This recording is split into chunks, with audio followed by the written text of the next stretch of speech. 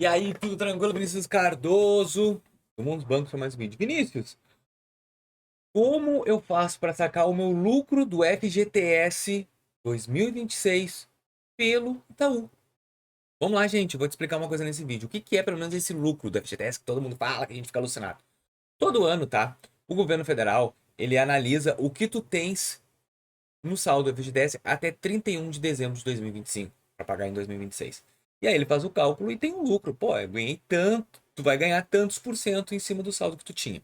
Por exemplo, ano passado, ano retrasado, quem tinha 10 mil reais até 2024, dezembro, recebeu em 2025 R$ 200 de lucro do FGTS. Então, se tu tinha mais que esse valor, de repente tu vai ganhar até um pouco mais. Esse lucro ele é acreditado no teu saldo do FGTS.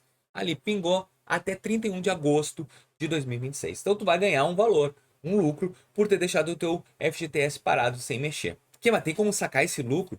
Pelo Itaú, a resposta é sim e não. Ué, como assim? Vamos lá. Para te poder sacar o FGTS até o lucro, existem maneiras legais. Até tem, se tu for demitido por justa causa, aquelas que a gente conhece, se o estado que tu mora entrou com calamidade ou uma doença muito grave, onde o governo permite, tu consegue sacar. Ou o saque de aniversário.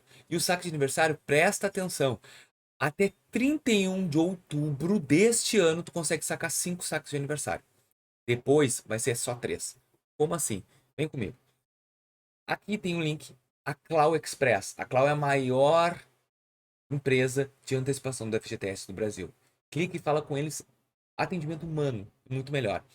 Tu consegue fazer também pelo Itaú, pelo aplicativo, que é muito mais enjoado. É mais fácil tu clicar e direto falar com a atendente. 31 de outubro tu consegue fazer até 5 antecipações. No Brasil agora mudou as regras, tu só consegue antecipar R$ 500 por ano. Então tu consegue fazer 2.500. Depois de 31 de outubro, tu só vai poder fazer R$ 1.500. Só 3.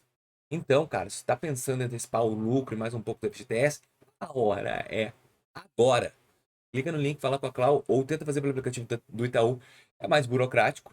Na Clau cai na hora, é bem mais prático, porque fala com o atendente, já sabe o saldo, sabe quanto consegue antecipar. Tu fala com pessoas, é muito mais vantajoso, tá bom? Eu espero que vocês tenham entendido e até o próximo. Valeu!